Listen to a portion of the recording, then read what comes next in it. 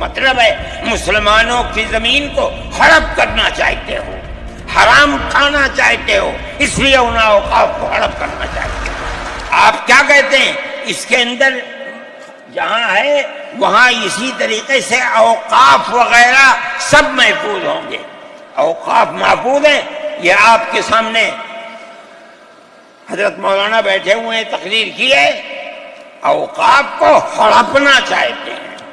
ہماری مسجدیں اسی دلی کے اندر 400 500 سال کی مسجدیں ہیں، جس میں جمعیت علماء کا دفتر بنا ہوا ہے، عبد النبی اکبر کے زمانے کی مسجد ہے۔ اور کتنی مسجدیں ہیں جن کے پاس اوقاف، اللہ اکبر، لاکھوں کروڑ کے اوقاف ہیں۔ جونپور میں جا کر کے دیکھو کیسی مسجدیں ہیں، دلی کے قرب و جوار میں دیکھو کتنی بڑی بڑی مسجدیں ہیں۔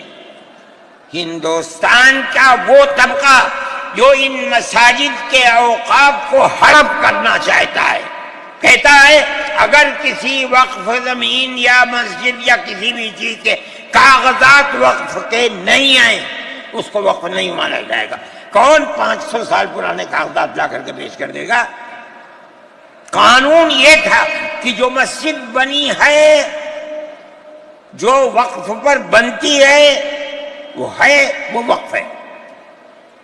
آپ کو کیا درد ہے کہ آپ اس اوقاف کو وقف کو ختم کرتے ہیں؟ اس کا مطلب ہے مسلمانوں کی زمین کو ہڑپ کرنا چاہتے ہو، حرام کھانا چاہتے ہو، اس لیے ان اوقاف کو ہڑپ کرنا چاہتے ہو۔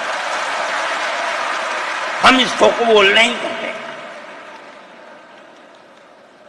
اوقاف ہمارے آباء و اجداد کے کیے ہوئے ہیں، اوقاف اللہ کی ملکیت میں دیے ہوئے ہیں، مسجدیں بنی ہوئی ہیں، آپ ان کی حفاظت کیجئے، اس لیے کہ ہم اس ملک کے رہنے والے ہیں، ہم باہر سے آئے ہوئے نہیں ہیں۔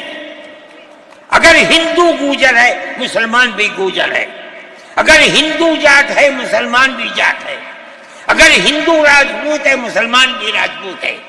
جاؤ دیکھو کشمیر کے اندر اگر ہندو برہمن ہے مسلمان بھی برہمن ہے۔ ہم اسی ملک کے رہنے والے ہیں۔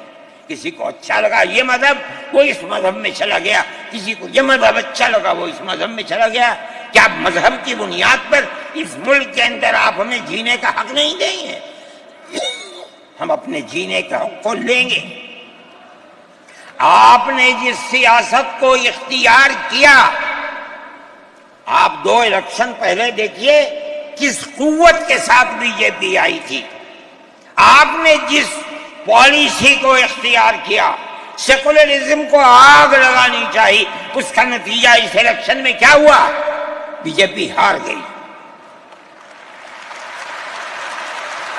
میں کہتا ہوں کہ اگر چندرا بابو نائیڈو کی بیساکھی نہ ہوتی اور ادھر نتیش کمار کی بیساکھی نہ ہوتی تو بی جے پی گورنمنٹ نہیں بنا سکتی تھی۔ کیوں ہوا؟ وہ جو 14 سال پہلے اتنی قوت کے ساتھ آئی تھی کہ لگتا تھا کسی دوسری جماعت کا چراغ ہی نہیں جل رہا ہے، وہ چراغ آج بجھ کیسے گیا؟ اس پالیسی کی وجہ سے۔ ملک کی پالیسی اگر بھائی بھائی کی ہوگی ملک زندہ رہے گا۔ ایک باپ کی اولاد 5 4 3 اگر پیار و محبت کے ساتھ رہیں گے وہ گھر آباد رہے گا، اگر دشمنی ہوگی سب برباد ہو جائیں گے۔ ہماری یہ پالیسی ہے کہ ہندو مسلمان سکھ عیسائی سب ایک دوسرے کے ساتھ بھائی بھائی ہیں۔ آپ اس پالیسی کو کیوں مخالفت کرتے ہیں؟ ہم اسی طرح چلتے ہیں۔ جمعیت علماء ہند کا یہی کردار ہے، جمعیت علماء ہند آج بھی یہی کرتی ہے۔ میں نے ابھی چند مہینے ہوئے میوات کے اندر لوگ لٹ گئے، پس گئے، ان کو جمع کیا۔ ہم نے ان سب کو 1 لاکھ یا 2 لاکھ روپے دیے جا کر کے، مسلمان بھی تھے ہندو بھی تھے، ہم نے ان کو دیا، وہ خوش ہو گئے۔ ہم ہر سال تقریباً 1.5 کروڑ روپے دیتے ہیں بچوں کو جو پڑھنے والے ہوتے ہیں، جو غریب ہوتے ہیں اونچی تعلیم کے لیے۔ اب آپ دیکھیے جو فرقہ پرست، اور میں کہتا ہوں ببانگ دہل کہتا ہوں کہ آسام کے چیف منسٹر کا کردار بدبودار کردار ہے، خراب کردار ہے، مسلمان کو دفن کرنے کا کردار ہے۔